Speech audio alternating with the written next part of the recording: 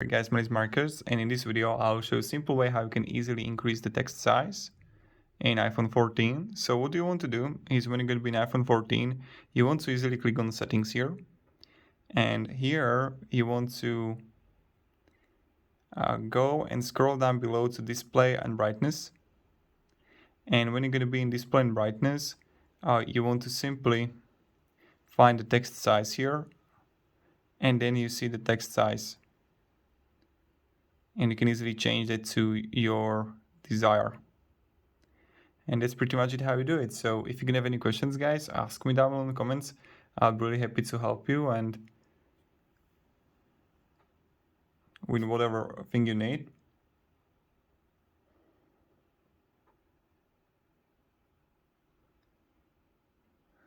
And yeah, have a great day and goodbye. See ya.